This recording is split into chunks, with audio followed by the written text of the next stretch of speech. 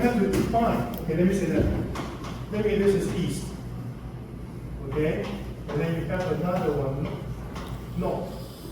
North, east, and up. Okay, then this will be maybe this will be your x-axis, and this will be your y-axis. Okay, so it is very important to indicate or to specify your coordinate in the beginning. What kind of coordinate system are you using here? Okay, otherwise we have no idea. Because you also mentioned that the gravity is not included, right? So the gravity will be in a z direction or y direction or x direction. Okay? Maybe it's better. Okay? And also, please face the audience. I know you have a very well prepared cheat sheet at hand, right? Okay, that's good. Okay? But please face your audience. Talk to your audience. Okay? All right, thank you. Good job.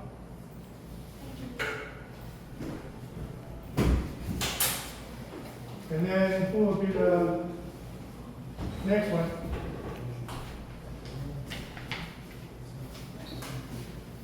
Gentlemen, how are you? Okay? All right?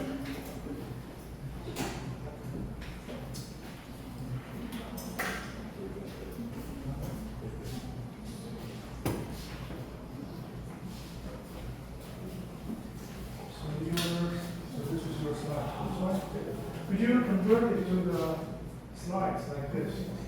Okay? Then give you another 24 hours to do this. Will it be okay? Okay? So I'll open the link again. 24 hours. Sorry, tomorrow. Okay.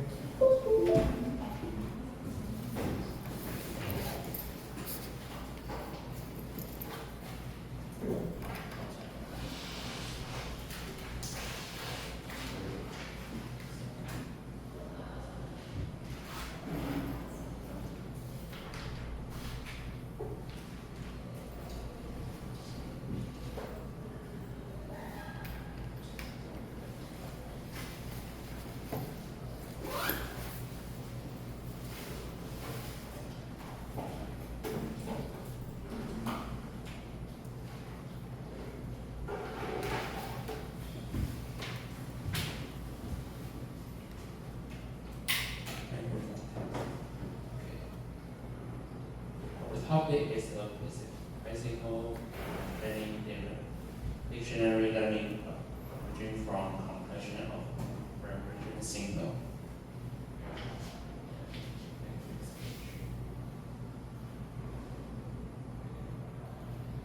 So we got the first is an introduce, second background, third proposed method. We cannot hear you, gentlemen. Okay. First stage, measure matrices, and the second stage, optimization dictionary matrix. 6, experiment. 7, without considering the bicycle constraint. And 8, conclusion and future work. So here's the abstract. Our research focuses on how to effectively compress reverting signal data, while considering actual sampling constraints. This report describes a physical constraining dictionary learning (PCDL) method that might effectively compress reverting signal while complete with real-world physics sampling constraints by improving the measurement matrix and dictionary matrix. This method abstracts challenge posed by real-world contents, but still optimizing integer height compression efficiently without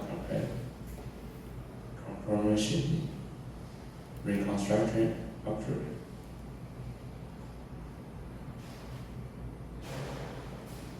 Here's an introduction. In the monitoring of rotation machinery, keep collecting and analyzing reverting signal is crucial for photo detect and safe operation. However, the large volume of store space. Transmission, bandwidth, and real-time process. Therefore, we need to develop some method that can effectively compress data while retaining important digital information.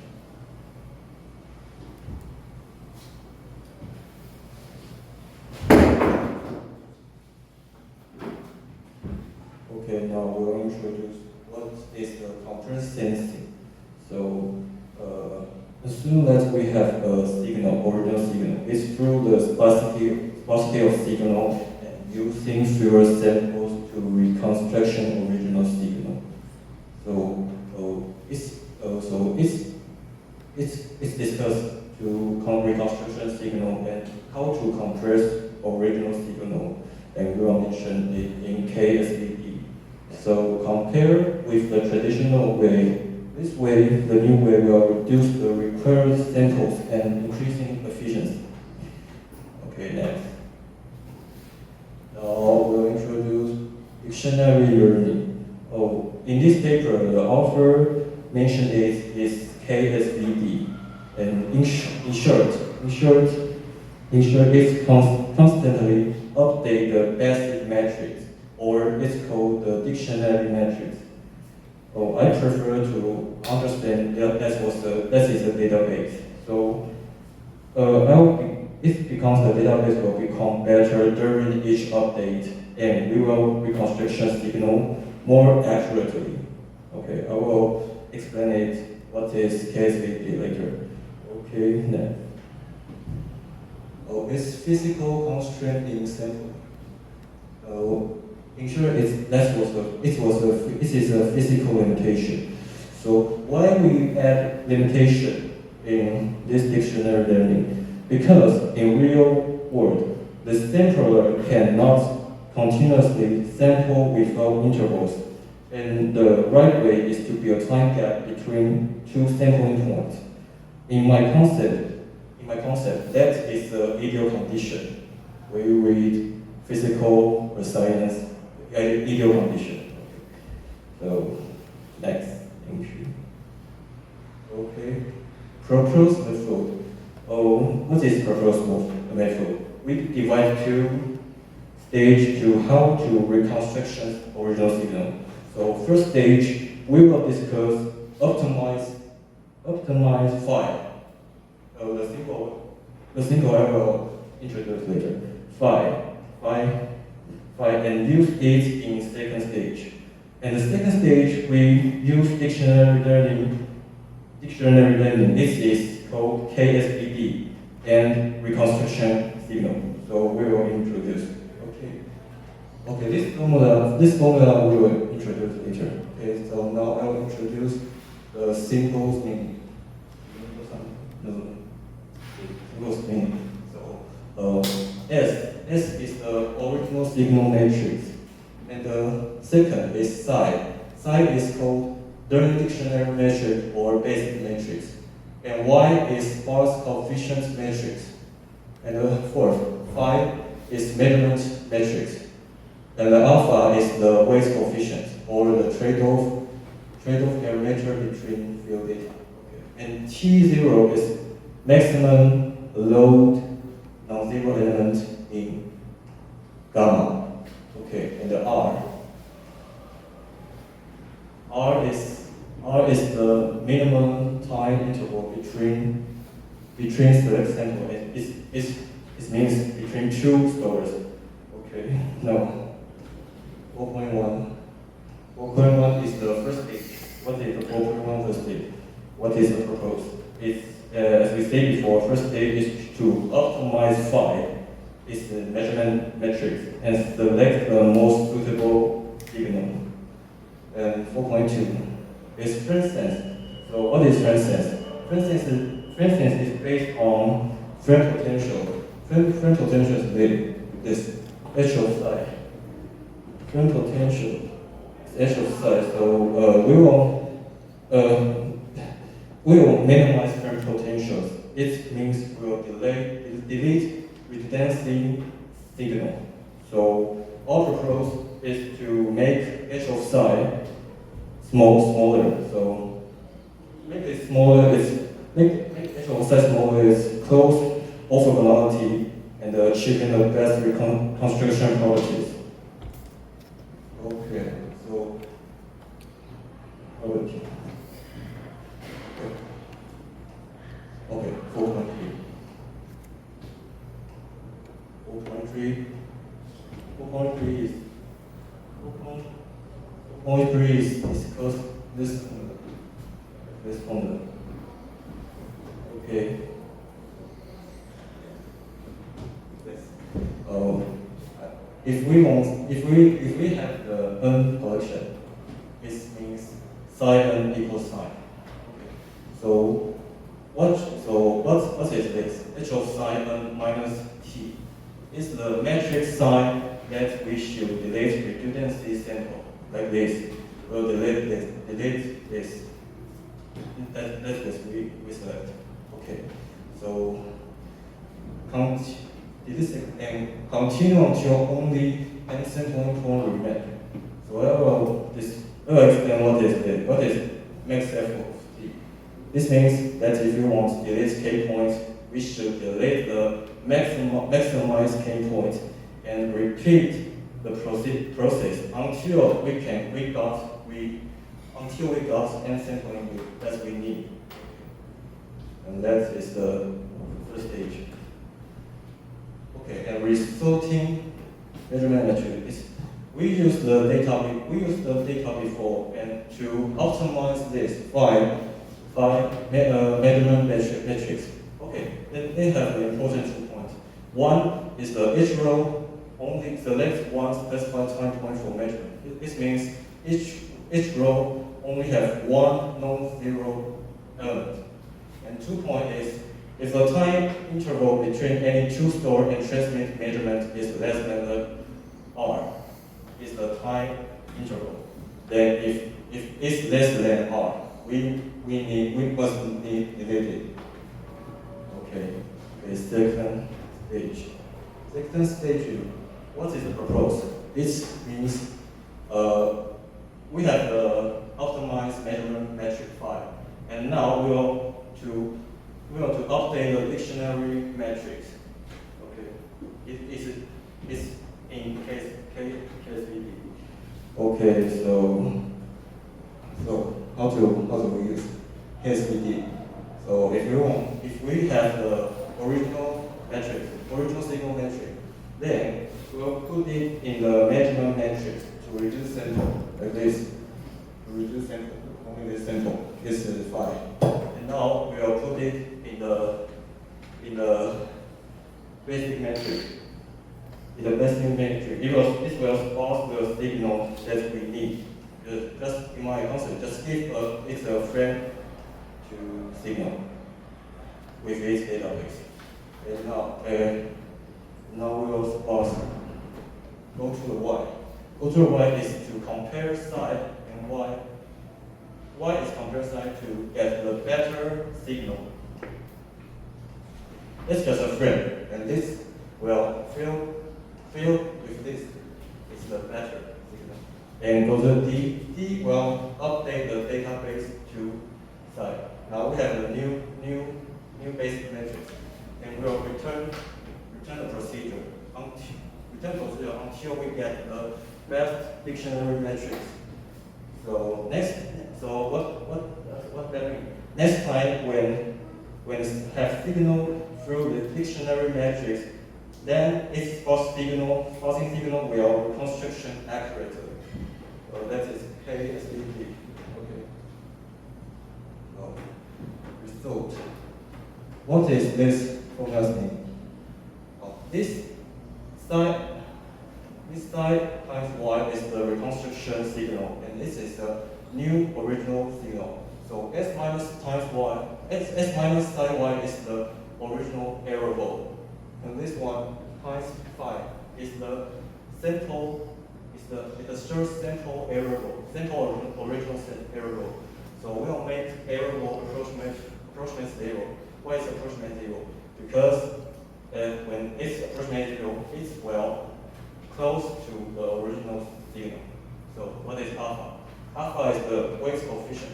it spans two items. This usually equals 0.01. And physical limitation is this physical limitation. This was gamma I less than T0.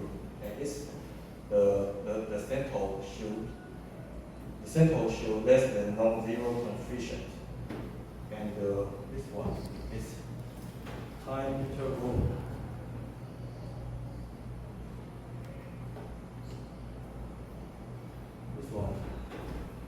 This one is the time interval is greater than R. So if it's less than R, we will delete it. Okay.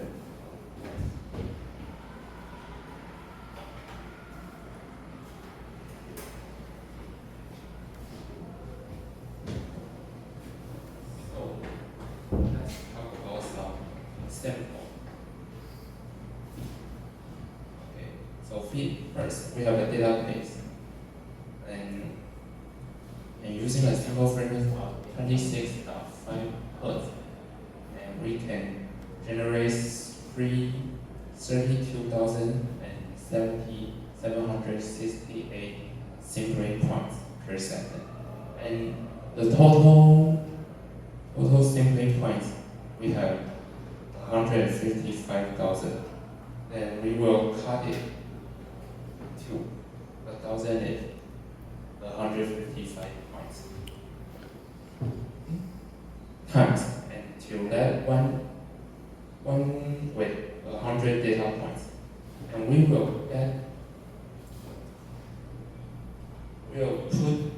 will take another 35 points in the 100 points. So we'll get the important sampling points inside, and we will simulate the possible bearing convention when monitoring health free state during design. First is good.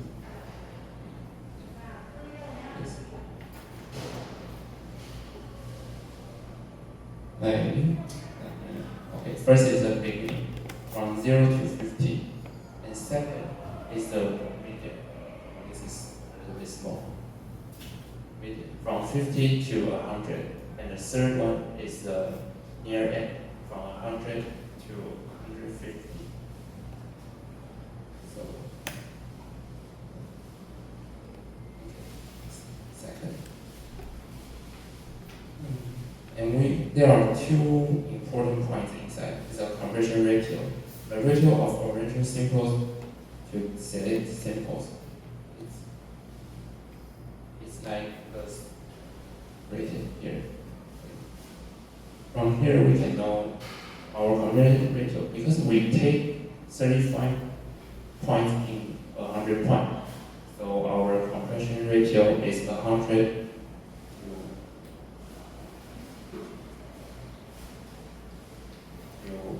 to 35 points, and our ratio is 22.86.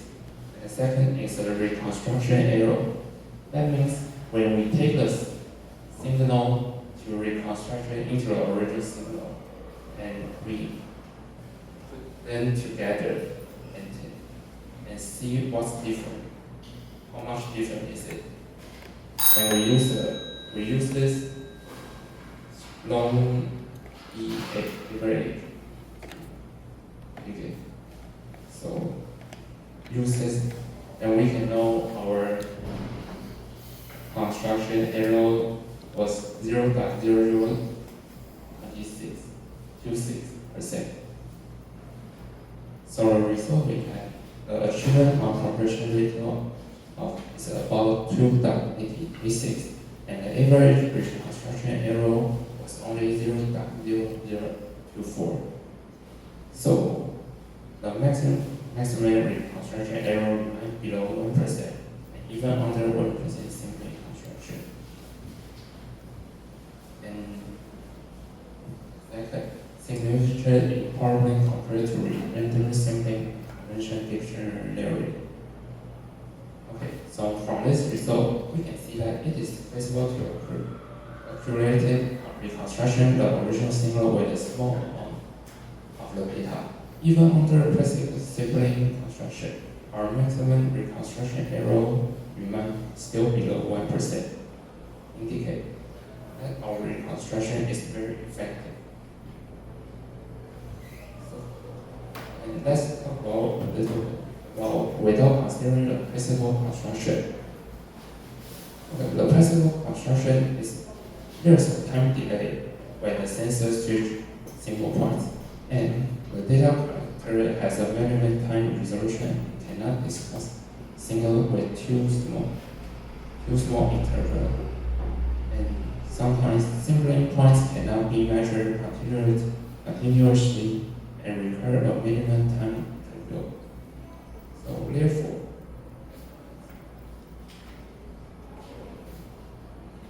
assuming flexible construction are not considered, sampling points can be freely set without limiters, and reconstruction signal segment will be very accurate.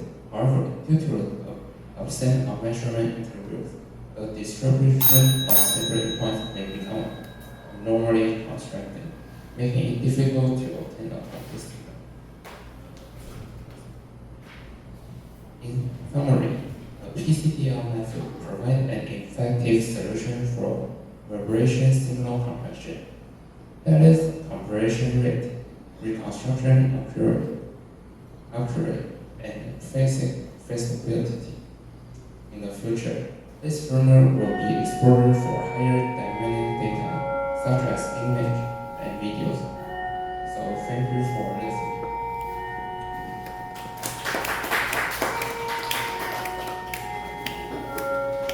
All right, again, a few comments, okay, before you leave.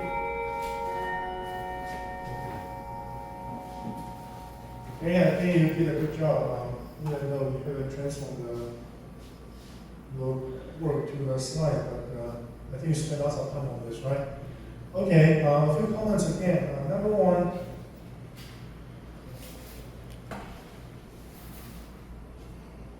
whenever you are talking, again, please face the audience, okay? So they are the people who are listening to you. So please face your audience, number one. Now, number two, after the, okay, go back to the beginning. Later on, you are going to convert your paper to the PowerPoint or slides. One thing is very important is try to itemize your points. Okay, go down. Yeah, going down. Okay, you have several points you want to mention, right? So use some bullet. First point, second point. The slides, the purpose of using the slides is to remind you what you are going to tell the audience. Okay? So if you have the major points itemized on your slides, it's easier to remind yourself, okay, I'm going to say something. Okay, what's the first point? What is the second point I want to mention? So it's a list to remind yourself. Okay? And then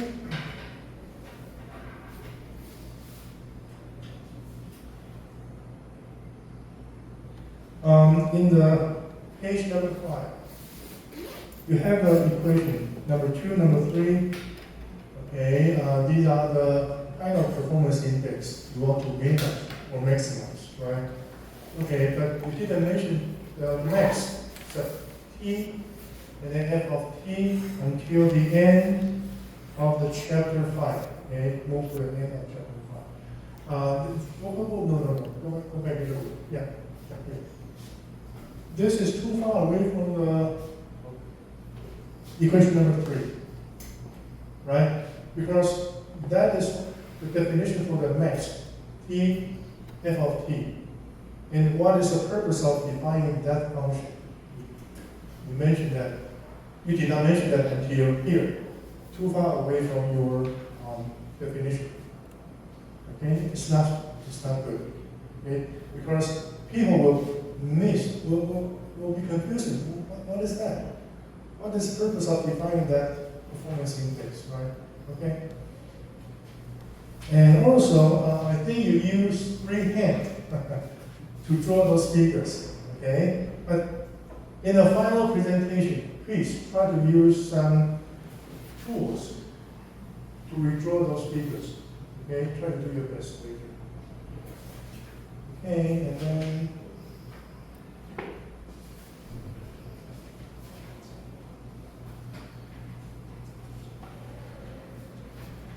yeah, in the end, including the first hint, in the end, you are supposed to show the references of the paper.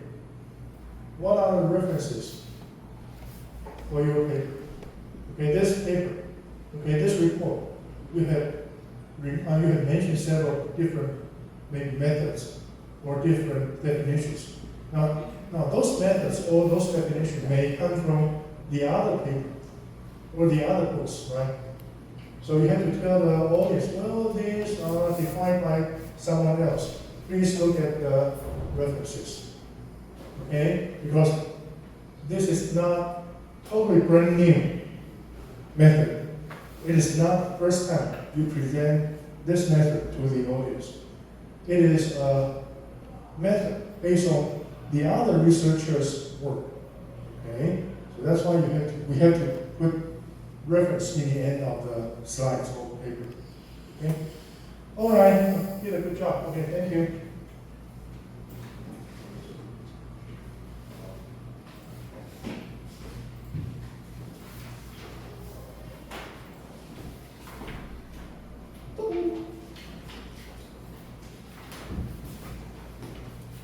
Okay, who will be the next one? Okay, good, thank you.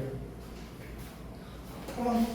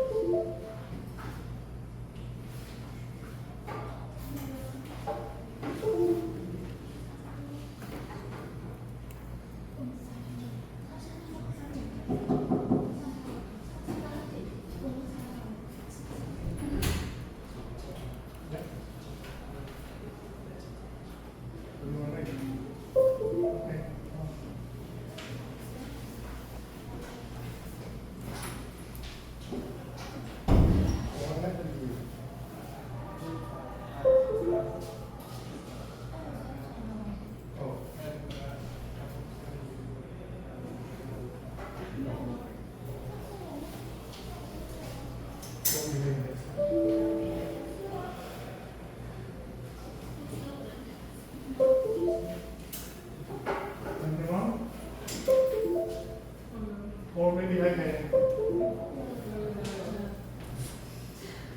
Okay, good.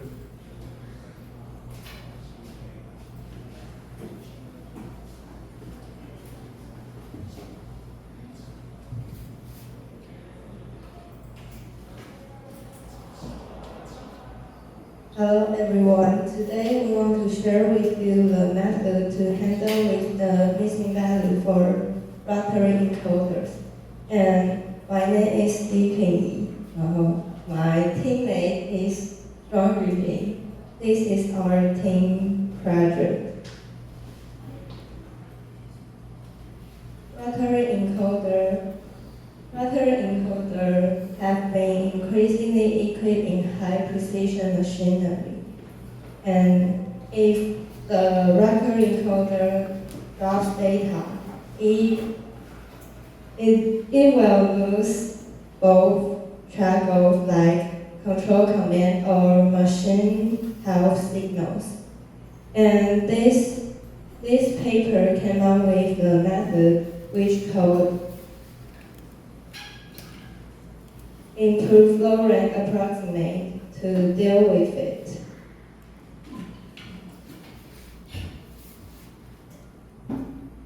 And where are we use encoder? Let me start with a familiar thing. MRT systems. Modern trains use rotary encoder for position feedback. If the feedback drops out, the position measurement of trains will be inaccurate, and it creating safety hazards. So it's important to deal with the missing value. And that's not all. Study shows that the missing value can not only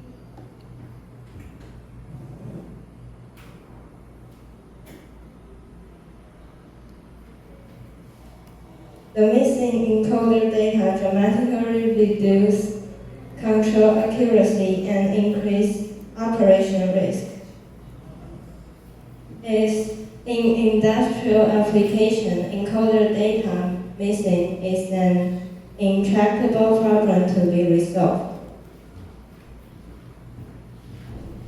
And let's see two common imputation methods. First is pay nearest neighbors. And this method is use the missing values neighbors to average them and use the average result put in the bank. So if we don't have entire matrix, this method can be failed because you don't have more neighbors to average. And the second called multiple imputation method. This method is create several complete datasets at random and then combines them. It's accurate, but it's heavy on computation, so it's not suitable in real-time application. And let's see the comparison table. The classic log-rank approximation is data-driven, so it requires complete matrices. Like previous page, we say KNN method. It just average the neighbors and put in it. So it loses the smoothness and continuousness. And this method may mislead result possible. So this paper proposed the improved low-rank approximation, and it can fix these issues, and we'll talk about it in the later section.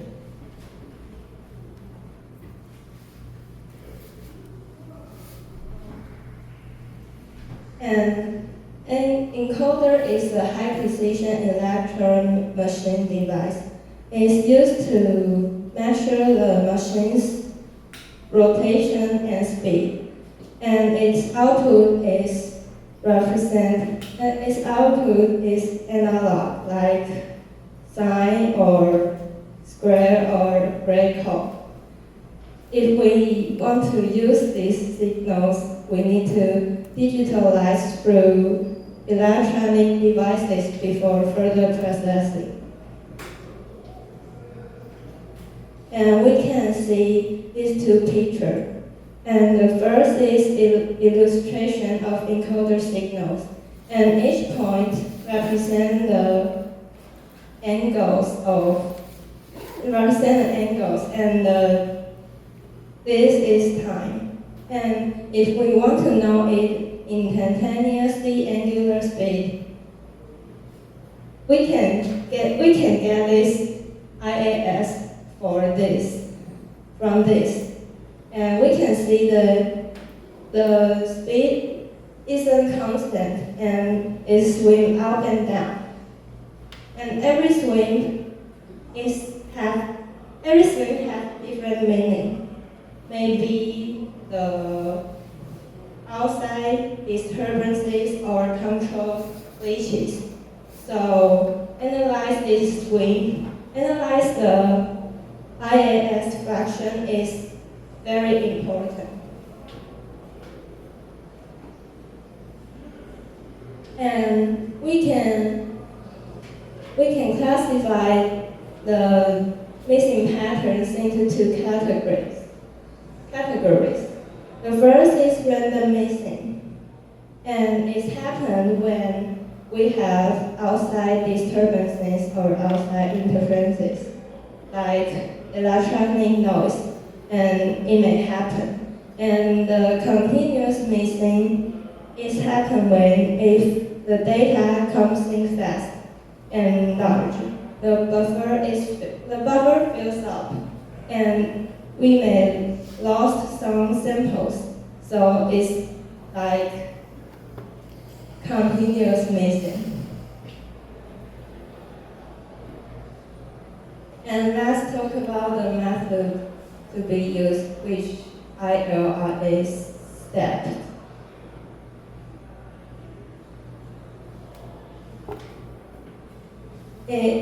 Imagine that we have a motor, and the motor's angles change over time, and we use encoder to record it. And if we first get the number like angle like 10, so we can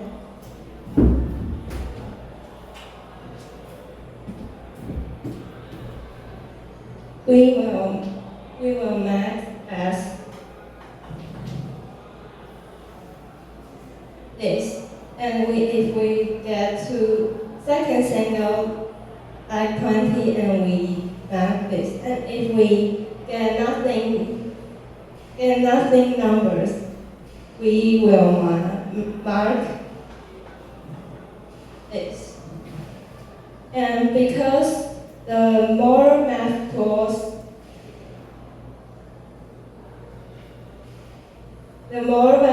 works on metrics, so we will use the PSR to change the one-dimension time series for a matrix. And it may be like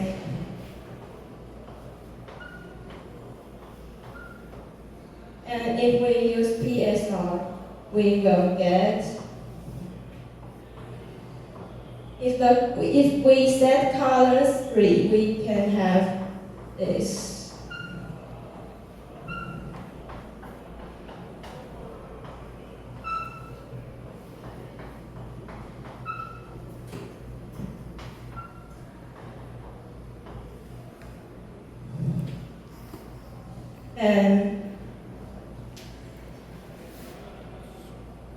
And then we use cubic spline interpolation to fill a number. And then we have approximation matrix. And then we tear the approximation matrix into 3 parts. And U and V means direction, sigma means the strength. And we just retain the important part and ignore noise. And what is the important part? Important part here we use singular value, and singular value is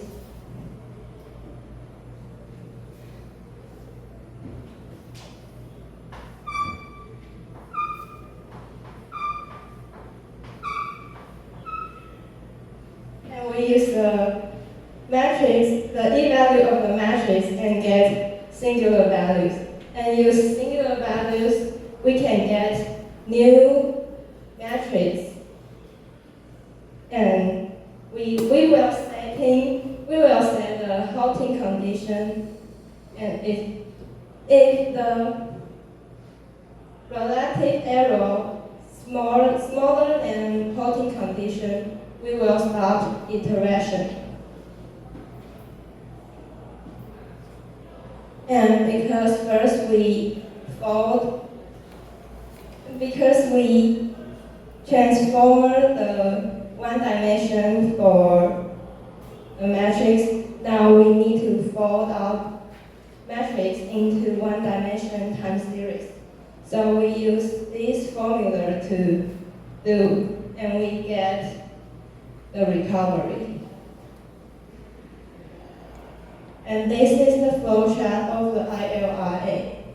And we using a Q-spline to implementation, and we use PSR for transfer into matrix, and we use BDC to reset to 0.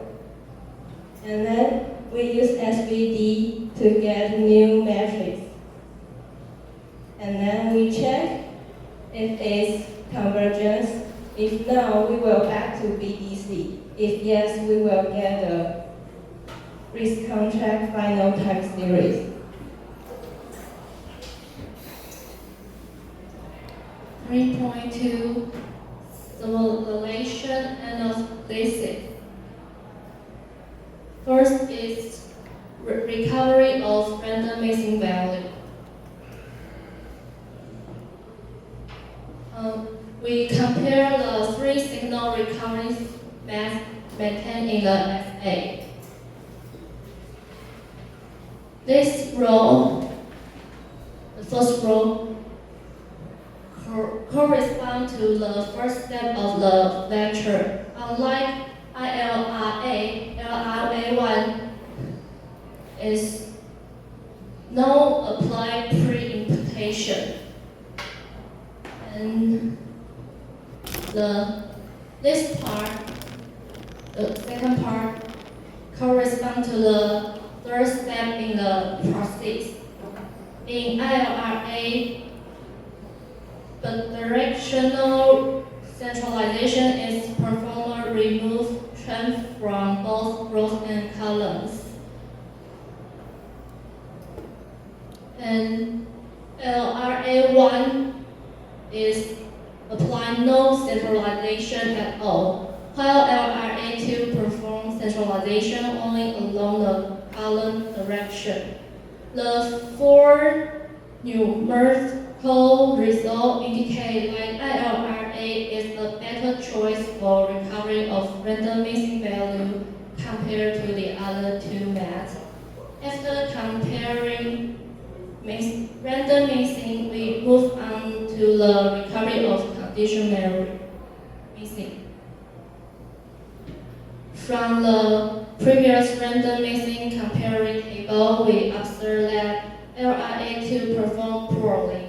Therefore, it is not considered in the recovery of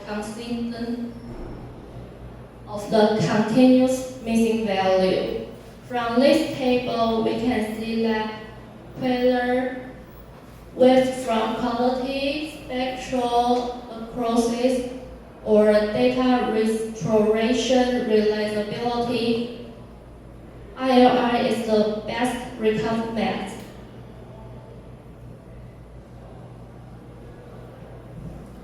Chapter 4. In this chapter, we present our own experimental result. To demonstrate that ILRA is the most effective method for signal recovery, the SA compared it against 2 widely accepted algorithms, TSR and the KDR.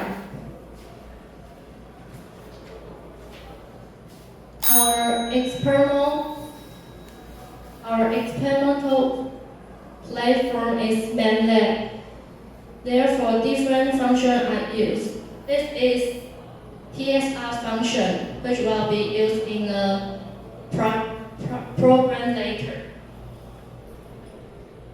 Next is KDR function. And finally, the ILR function, which is focus of our experiment. After constructing the function, we physically enter the experiment. First is recovery of random missing value.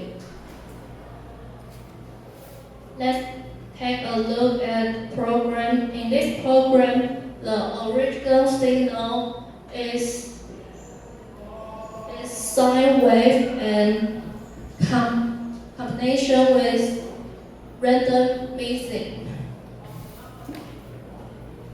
The missing red we set 7%. These missing values are random, so even though the program runs differently each time, the theoretical result remains consistent with the SA. The third part is the signal recovery using the three methods we previously introduced. To quantify the experimental result more precisely, we use RMSE and the MAE as evolution metric. The following code is used to plot bar charts for better visualization of the external data.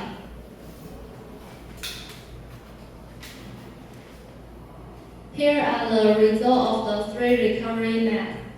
The black line is the original signal, and the blue line is the ILRA recovery. We can see that ILRA has the blue line is with the original signal much than other methods. This is maintained early. We also calculate MAE and the RMSE and the gray bar chart. We can see that ILRA has the smallest MAE, indicates small average error at each missing point, ensures stable overall quality. And RMSE bar chart, ILRA also shows the smallest value, indicates small average error at each missing point, ensure stable overall quality. Next is continuous missing value.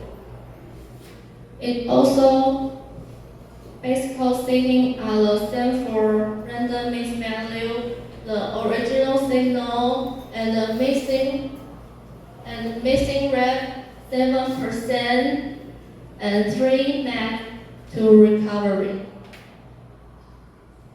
And we also calculate RMSE and the MAE.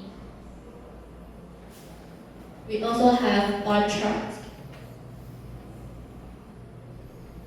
This is the output for continuous missing value, missing recovery.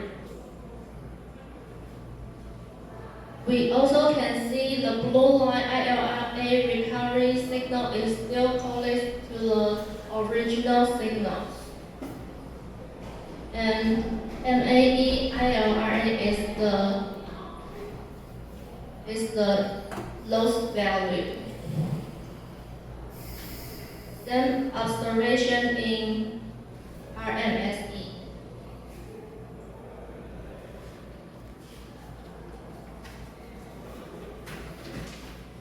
Next, finally, let's simulate the entry report. This table symbolizes the comparison of random missing and the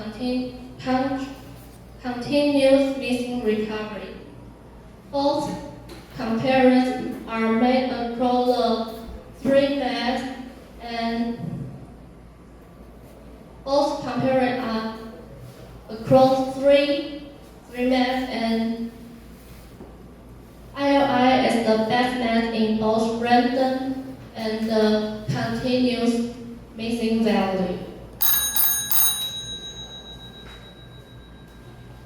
Random missing value recovery is suitable for real-life time condition monitoring and diagnosis, such as trend operation control, maintained at the beginning of the reporter, and continuous missing value is more suited for practical industrial application. This concludes our presentation. Thank you for your time and attention. Okay, I think both of you did a good job, right? You spent a lot of time on this. Okay, but a few points. Number one, like I said, in the page, that's the page number, 1, 2, 3, 4, 5, 6, previous approaches. Okay, now here, you mentioned two different methods, right? They were proposed by someone else previously. So it's better to put the reference, okay, indicate that these methods was mentioned by someone else, or was created, or they were invented by someone else in the other paper or books. Okay. And then in the figure number 3, you have the IAS, but frankly speaking, I'm not sure what does IAS stand for? IAS is in 10 years angular speed. Okay, it's a 10 years angular speed. Okay, good. So before you present this figure, maybe you spend a couple of seconds to define what the IAS is. Okay, or just tell the audience, well, IAS is the 10 years angular speed. That'll be fine, okay?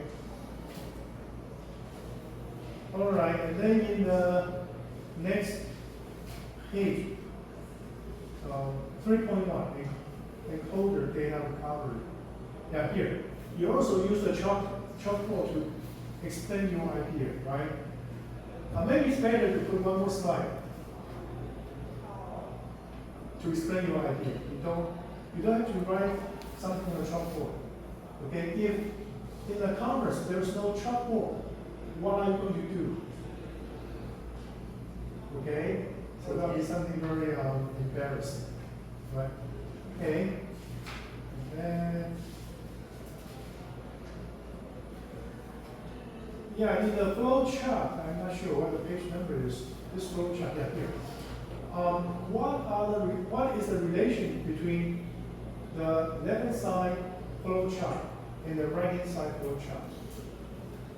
Are they processing in parallel, or we start from the left-hand side and then go to the right-hand side?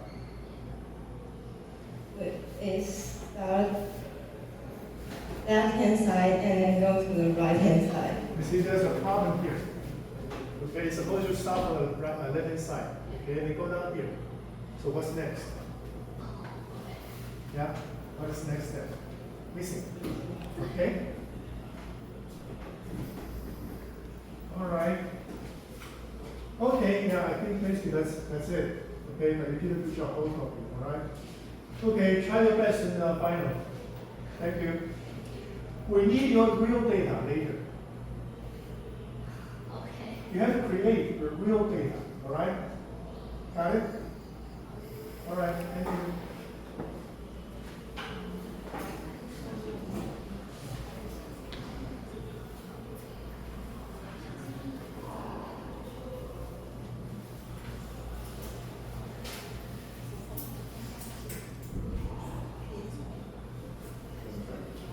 Okay, do we need to take a break?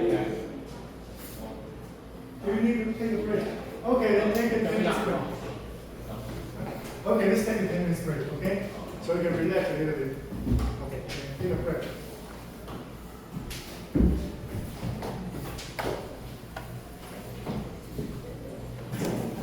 So you will be the last in? No, I want to go first. Oh, okay.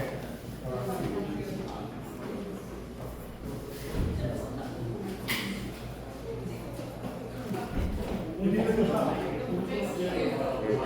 You prepared very well. Good.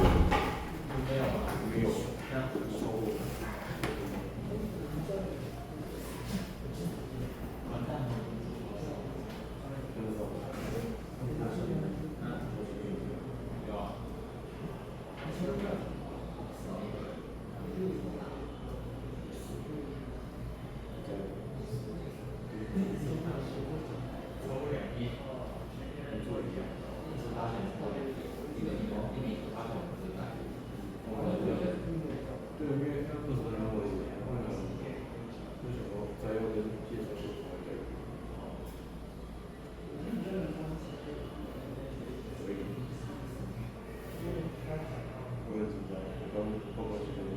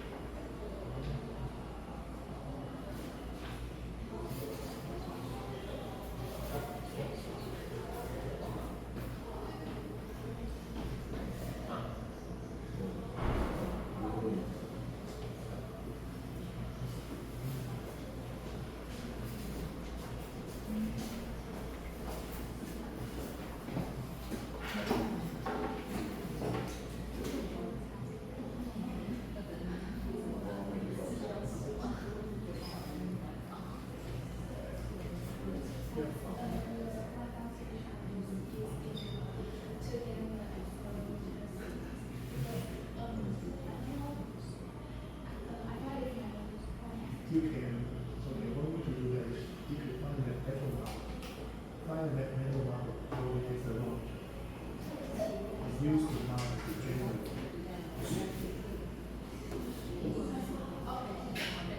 You don't have a real X around the launch.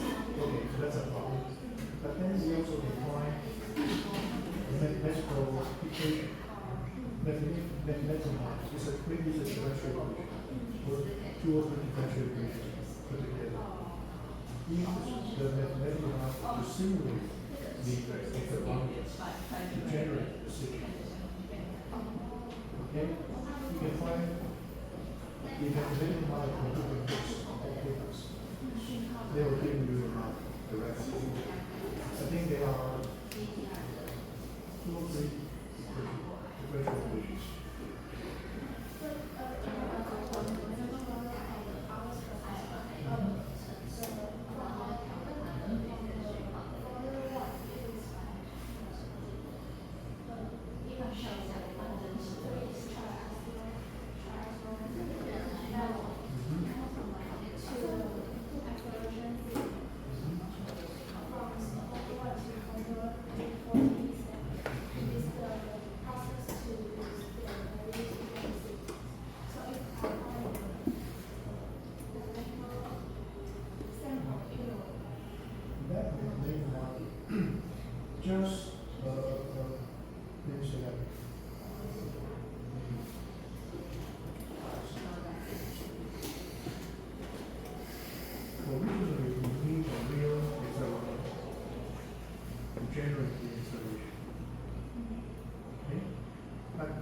since we don't have this hardware, so instead, we replace it by the manual value. Okay? That's the easiest way to generate the model we need. Got it? Okay?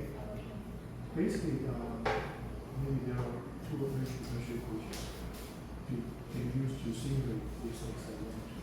Okay, I don't know. You can find one of those, find a model of this, or one of these. Okay, it's not rare, it's very commonly used. Okay, because for my work, I usually try to use many different models to maybe to simulate an engine, to simulate even accelerometer, okay? Or even simulate the damper, the simplest one would be damper or something like that. Okay? So this kind of, we call this simulation. We don't have real hardware, but that's fine. Instead, we can use software, we can use mathematical equation to simulate this real hardware. Okay? That's easy. Well, okay? Right.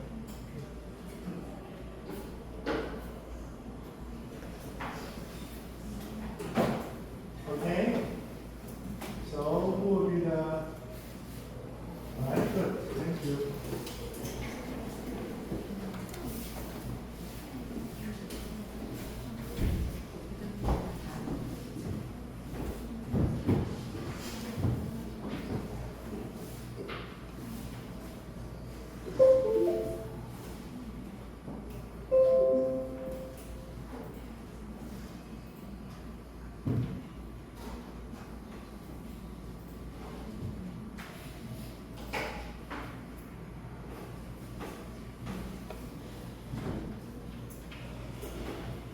Okay, so our topic is about primarily focused on how to achieve harmony in signal amplitude of multiple agents. Once the agents achieve harmony on signal amplitude, they can cooperate to do a single task together. So we discovered two major cases. First of all, a universal consensus based on one uniform constraint. And the other case is based on partial constraint to perform asymptotic consensus.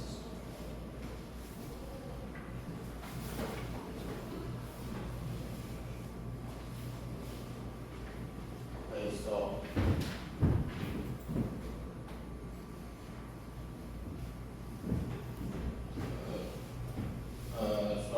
the introduction part is a little bit large. As I remember, is beyond 2 pages. So we will spend more time on this presentation. So according to our understanding, we summarize the introduction into 4 sections. First, the basic of multi-agent system. Second, historical background. Third, the different consensus scenario. The fourth, the purpose of the study. Okay, so let's start from the basic of multi-agent system. Before we get into the method, we need to know what is the multi-agent system. Basically, agent 智能 is a unique individual. It relies on shared protocols and information exchange with their immediate neighbor to make decisions about the shared object, like position or another decision variables. The goal of consensus is for all agents to agree on specific state or values like decentralized communication. That is it. Or by the way, some of you may ask, why can multi-agent system be applied to? My answer is every complex problem that you can imagine. For example, vehicle navigation, 像自动驾驶 or attitude alignment, even the blockchain of cryptocurrency, 加密货币的区块链。So many examples. So the next section of introduction is historical background.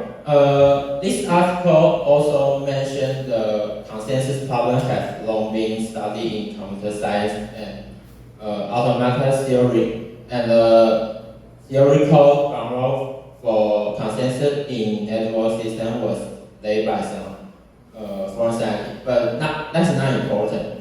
It's not what we want to talk about in today's presentation. So we will skip, then move on the third section, different consensus scenarios. Previous study has explored systems with fixed and switching topologies, time delays, and dynamic interaction with weight. And there are some also challenges like ensuring global asymptotic normalization and helping dynamically changing topologies, while communication constraints like time delays have been well studied. The effect of signal amplitude constraint has been largely unexplored, so this paper still could fill the gap. And then the final section is proposal of the study, or you can say what this article is I want to refer. The paper proposed two new types of Laplacian methods for network to topologies that incorporate state-dependent dynamics caused by some communication channel constraints. Also, the authors, they aim to establish the condition for achieving consensus under these constraints and validate their finding with the simulation result. Okay, so this is the abstract and introduction.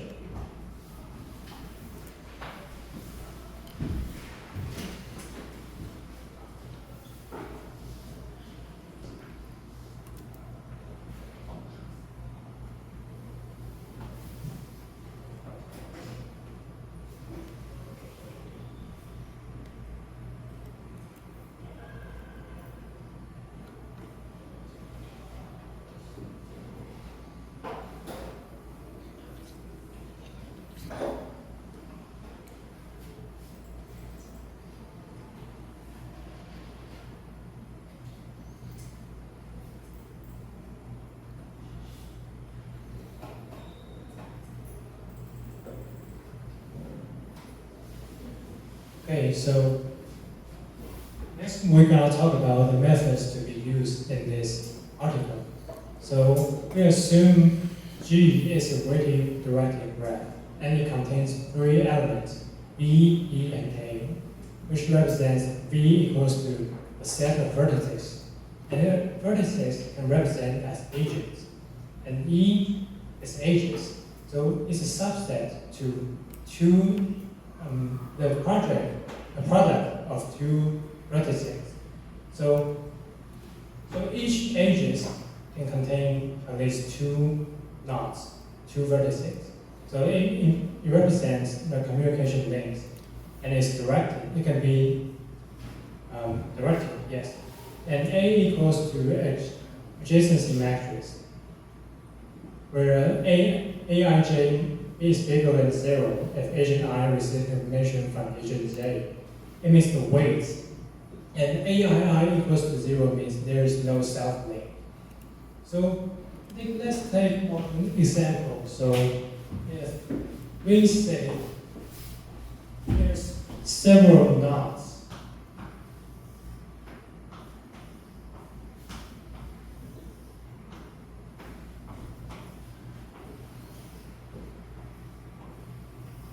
so what is the adjacency matrix? It's trying to show you the path and connectivity of different nodes. So let's say, Can you increase that? That's fine. Increase it.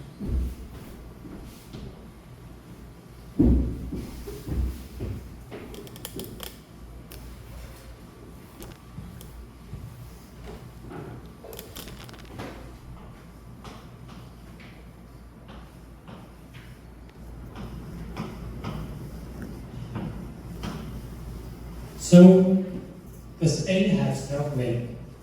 No, right? It doesn't connect to itself, so it's 0. And does A connect to B? Well, yes. And does A connect to C? Yes. And does A connect to B? Yes.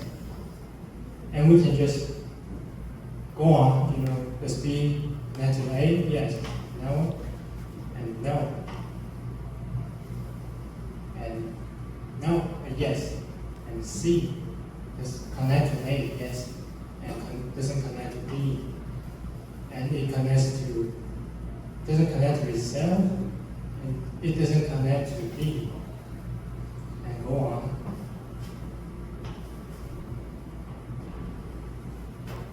So this is the adjacency matrix. It's trying to describe the rows and the relationship between different nodes. And let's see, there's another concept called linear dynamics. It's trying to describe how a system state changes over time according to a linear rule. So x dot t means the rate of change of one agent's value. So E equals to A is the adjacency matrix times x dot t, the state value of one agent, and plus B is the input matrix, and U of t is the control input. And there's another protocol called consensus protocol, is to define how agents update their states based on neighbors. So this is the control row. UI is the control input, and equals to minus sigma. J belongs to Ni, Aij times Xi of t minus Xj of t. And let's see the definition. Ni means all the agents, all neighbors of agent I. So, for example, who are the neighbors of agent A? B and D, right? So that's the definition of a neighbor. And Aij is the weight of our link from agent J to agent I. What is weight? So let's give the value to each agent. So A equals to 1, B equals to 2, and C equals to 3, and D equals to 4. So if I want to send information from A to B, what is the weight? 1 plus 2 equals to 3. So that's the weight of A from A to B. That's the definition of weight. And, well, because the S naught of T is the rate of change of one agent, and it's basically based on the control input. So we can just combine these two formulas. And this one is basically the formula of the Laplacian matrix. And we're just trying to calculate all the values of x. So it can be written as this.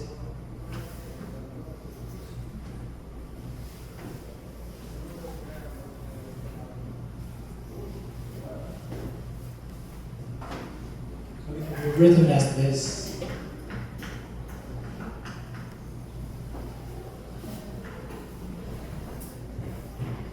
Minus sigma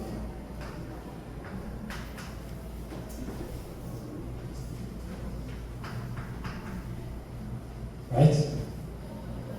But we can just skip it and just so it's minus Laplacian matrix times all the values of x.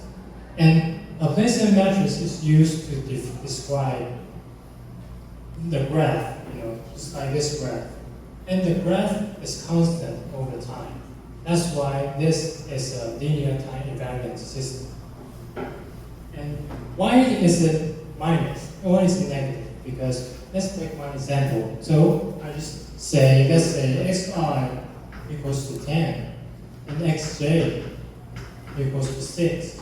So according to the rule, 10 minus 6 equals to 4.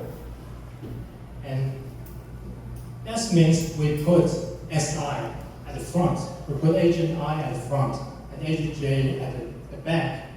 And if we swap, we put agent j at the front, and it's minus 4. But the main function of multi-agent system is to minimize the gaps between each agent to perform harmony. So they can agree on something and do a single task together. So we need to add a negative symbol. Well, it becomes -4, and this one becomes +4.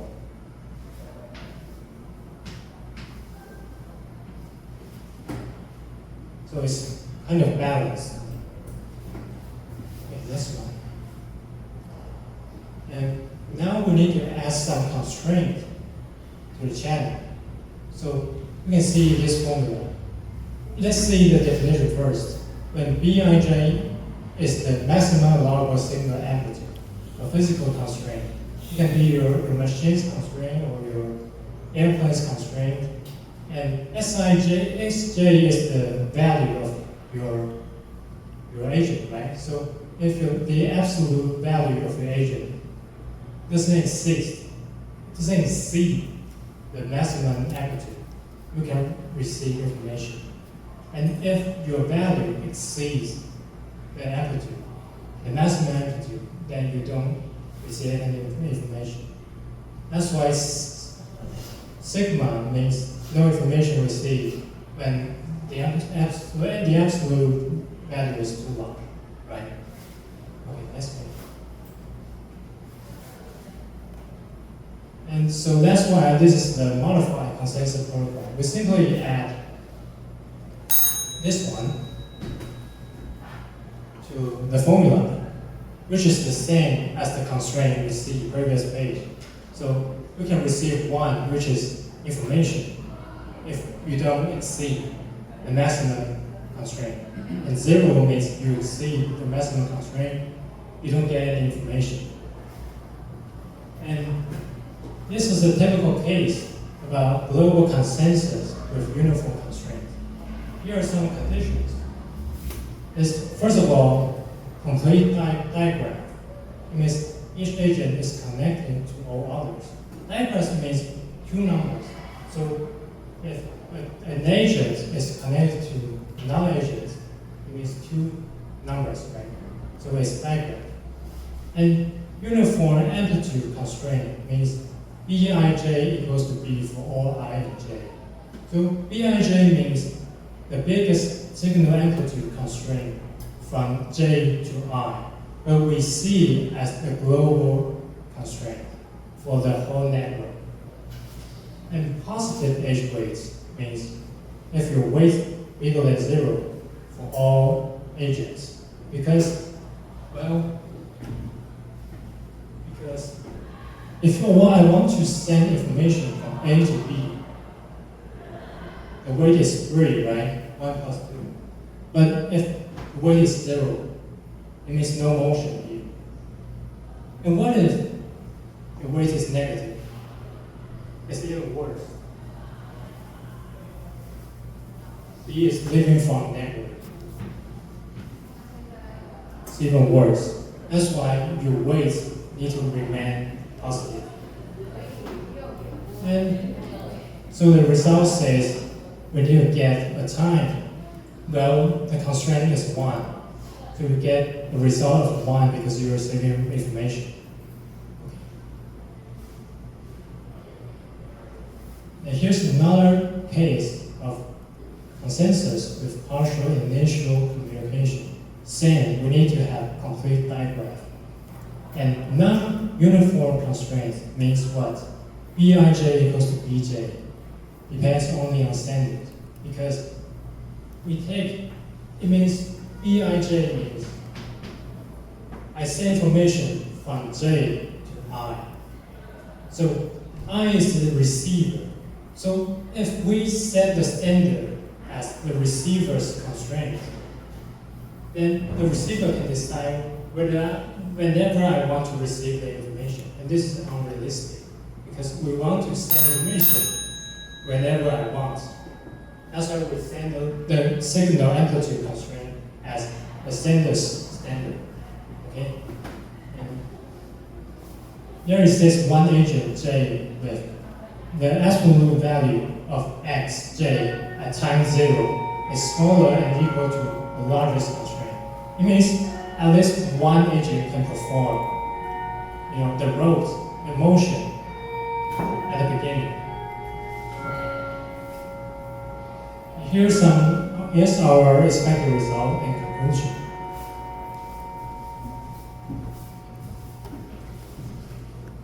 Okay, so this is an unusual case we discovered, because you can see all the agent doesn't combine as one at the end, because there are some external variables that affect the result.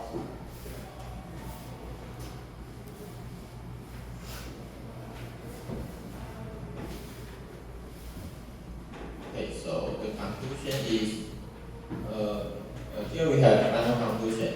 This paper investigates the consensus problem in multi-agent system with communication channel constraint on signal amplitude.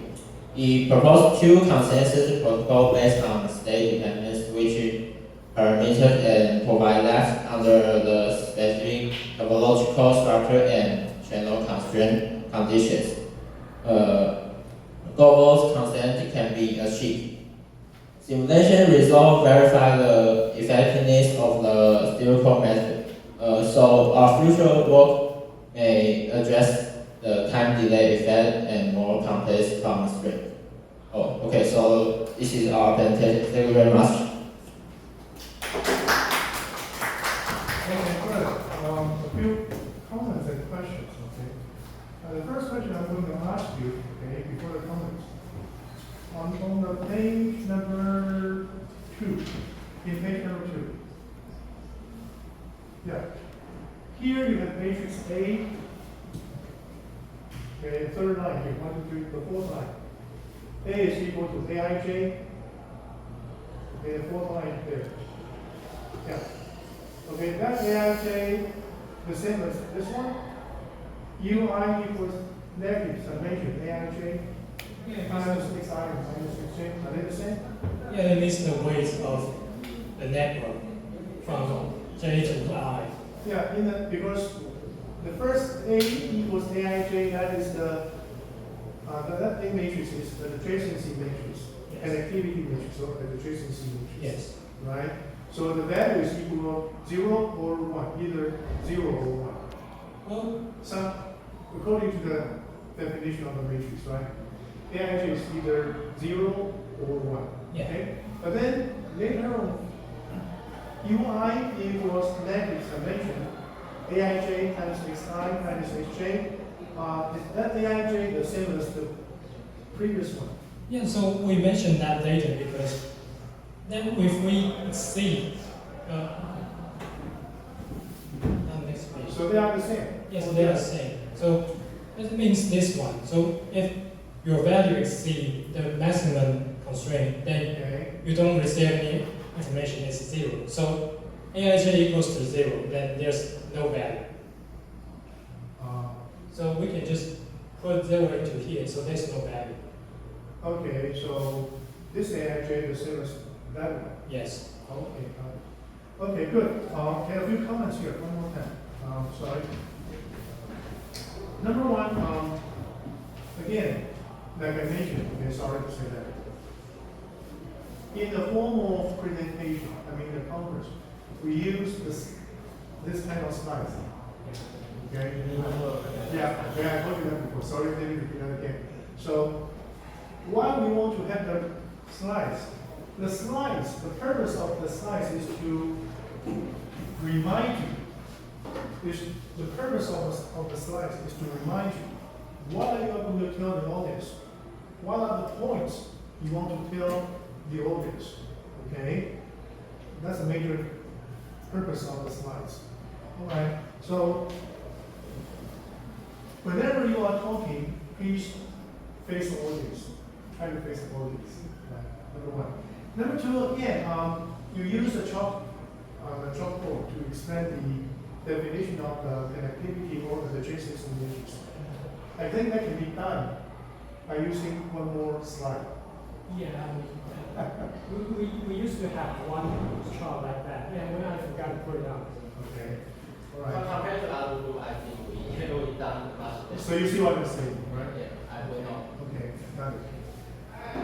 And then, hold on a second. If it is possible, try to attach, if it is possible, try to attach some figures to explain all the ideas you want to tell the audience. Okay? Because one figure can explain million things. You use many words. Forgive me to say that. No one will read the word. Including myself. I don't read the word. It's too tiny for me. I won't be. It's very hard to follow the words. Okay? So use figures. It will be much better. Okay? And then The math figure, right? We don't read on the paper. I don't print on the paper. okay, good. This figure is fine. Okay? But then what I'm saying is, if you can put some figures inside your slide, in the slide, you have some more figures to explain your ideas. Like you draw a connectivity matrix or adjacency matrix. Okay? That'll be much more easier for the audience to follow. Okay? And then, yeah, you attach the figures, you generate the figures with plot from by using that. That's good. But once you give a figure, please spend a couple of minutes or or 1 minute, okay, to the audience. What do they tell us? The figures tell us what? Okay? Do they achieve your goal? Or do they still have some problems? What are the problems if they do have a problem? Okay? Alright. Okay. Alright, Casey, that's it. Thank you. Good job.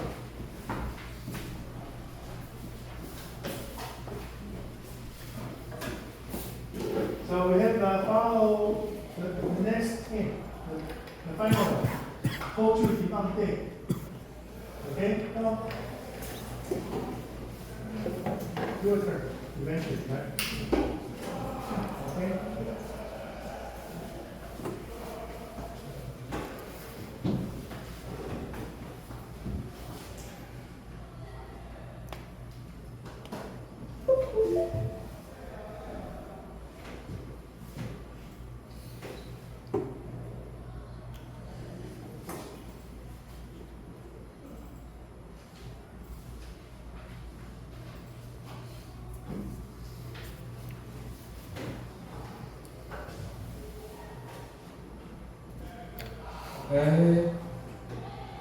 Good evening, everyone. This is our third project. Today I will be presenting an extended study based on the work. A modified convolutional neural network with rectangular filters for frequency hopping sparse vector signals. And in this presentation, we will introduce new ideas to further improve the classification performance of FHSS signals in complex electromagnetic environments.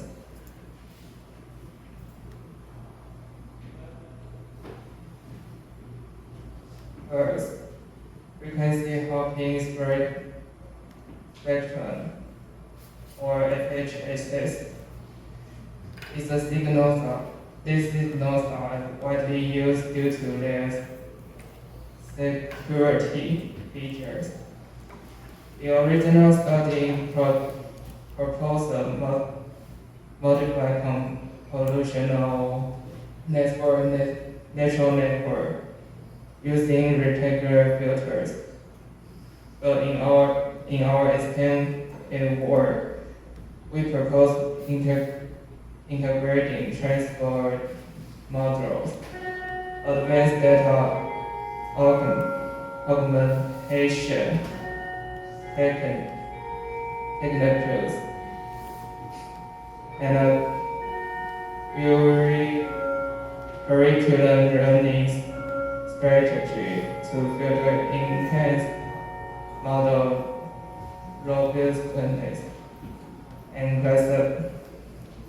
classification accurately, especially under low SNR conditions.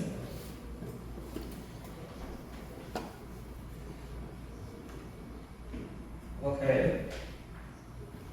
The FHSS signals is a method of transmitting radio signals by rapidly switching a carrier frequency among many different frequency channels. There are key components of wireless technologies such as our Bluetooth and drone communications. The key point is that by hopping between frequencies in a pseudo-random pattern, while the original NCNN approach improved features extraction from high frequency representations, it still faces challenges such as poor performance under extremely low SNR and limited global feature extraction capabilities. Moreover, class imbalance remains an obstacle to achieving optimal performance.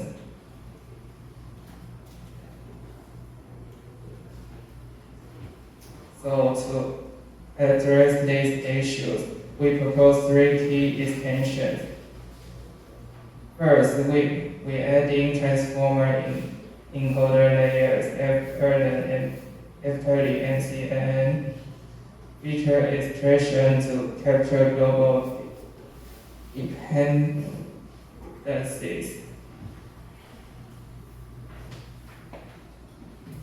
And second, applying advanced data augmentation methods like mix-up and plus-mix to enrich the training data set and prevent overfitting.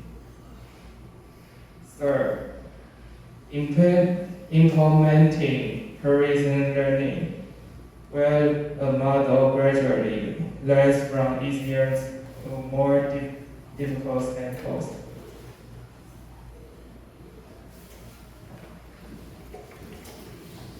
And then is the NCNN and transformer architecture. And here is a high-level overview of the new architecture.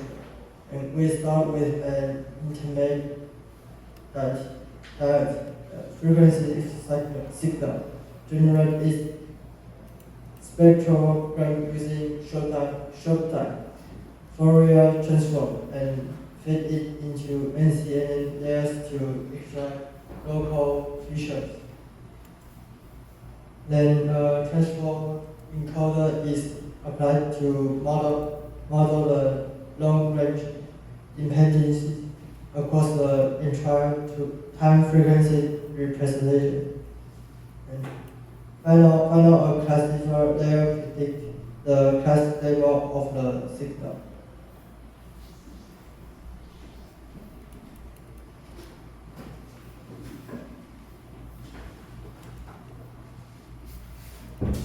And the next is advanced data augmentation. In addition to random erasing, we introduced two more advanced techniques, mix-up and cut mix. Mix-up combines two different TFR images to create a new sample, encouraging the model to behave linearly between examples. Cut mix randomly replace patches between images, making the model more resilient to material occlusions and noise. Both methods are proven to improve robustness and generate deviations.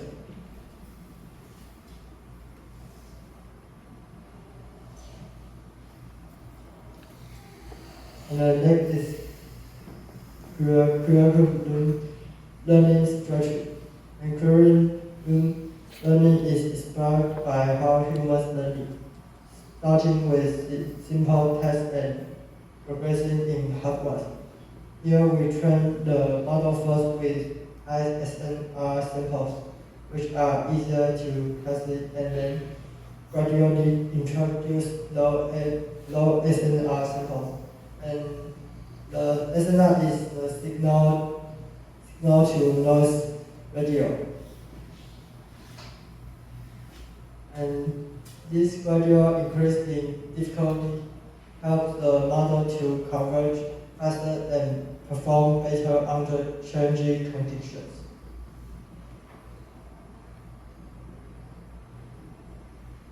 And next one is expect results.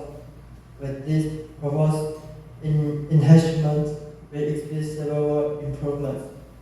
Higher classification accuracies, even at extreme low SNR levels such as -5 dB, and better generalization to different types of FHS signals and various interference backgrounds, and overall a more robust and adaptable system for real-world wireless communication environments.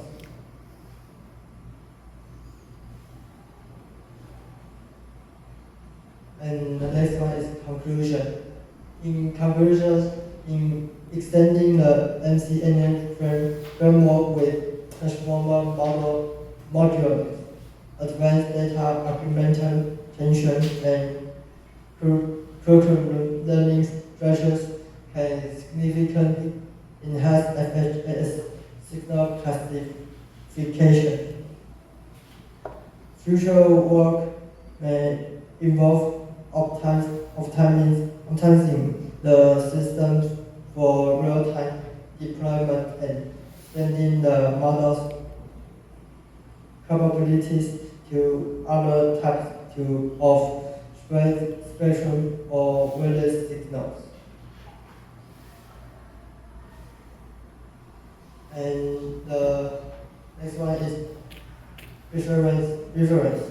Finally, here are some key references include the original MCNN paper and recent studies on mix-up, cut mix, and vision transformers. And it is our own presentation for this time. Thanks for everyone. Okay, a few comments here, okay? Number one, please, again, face the audience. Okay, don't just read your script. I know you have a cheat sheet at hand, but that's fine. But try to help your audience, first one, okay? And number two, in the slides, you use lots of words. Okay? I prefer you, please go to say the abstract, the first page. Abstract.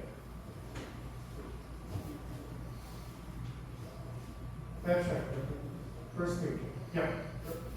Next one. Page 2. Yeah. Again, even though it's abstract, but if you put it in the slide, I prefer to use itemize. Okay, you split it.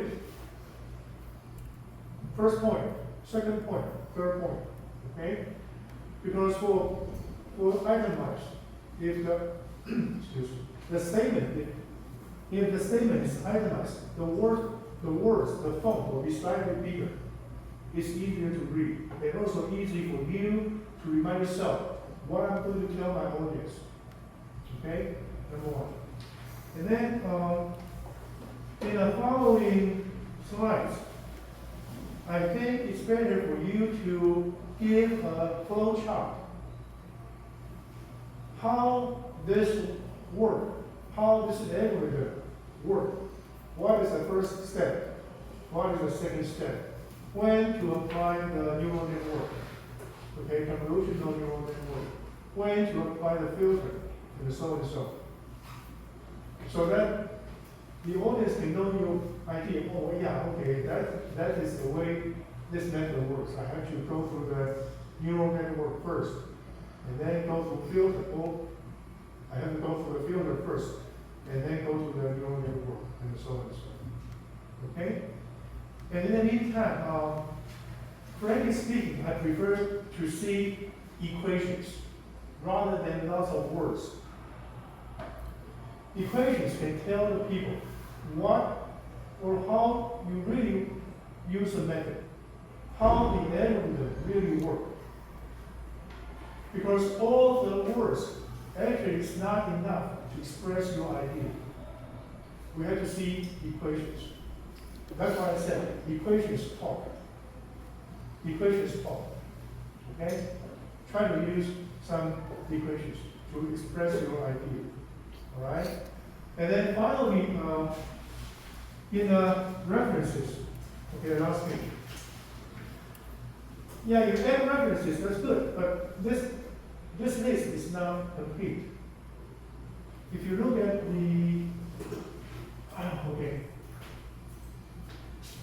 Hold on a second. If you check, if you use the, say, sorry.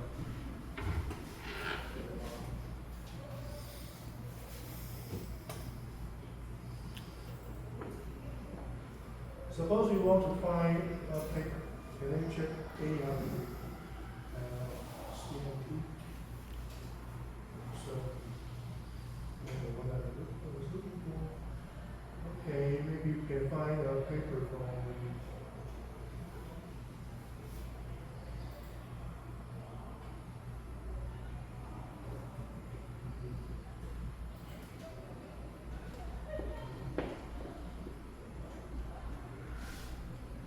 Yeah, can you see this?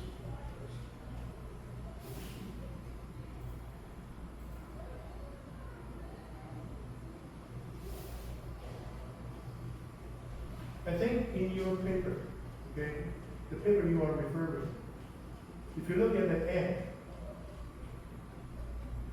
the reference, if you look at the reference, usually the reference, okay, each item here, will include the author. Okay, for example, this one, the name of the author, for authors, right? And then the title of the paper, the year that the paper was published. Okay, if this is a conference or this is a journal, then this will be the conference name or journal, or the journal name. Sorry. Okay. Okay, and yeah, for example, this one, okay, number 31, start from the authors, and then IEEE transactional semiconductor manufacturer. Okay, so this is the title for the 差不多 journal 就 name. 前面的 prepare 的时 Okay, and 候 then 会看比较多， modern 后面开始做就不会。Okay, this is the order number, and item, okay, sorry, order number, then what's that next? Order. This is, I think this is, what that, yeah, item. Okay, and then on the page 114, published in 1992. So, okay, now, there are many different formats for the reference, but every format, no matter what kind of format, they will include the name of the author, okay, the name of the journal or the conference name, and then the page number, or the record of volume number, excuse me. The volume number, and then this is the page number, okay? Okay, this is a publication year. Those informations must be included in the reference, okay? So the one that you provided is good, but not enough. It's not complete, okay? All right. So I try to urge you to use the LaTeX. If you use LaTeX,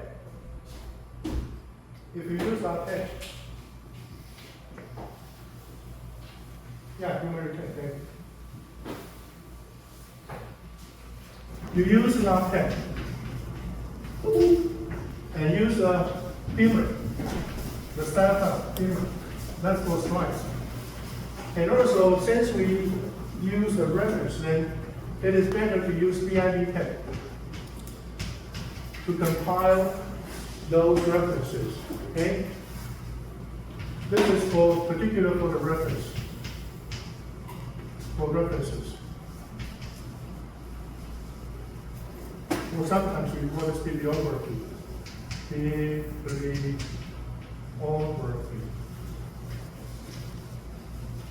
Okay?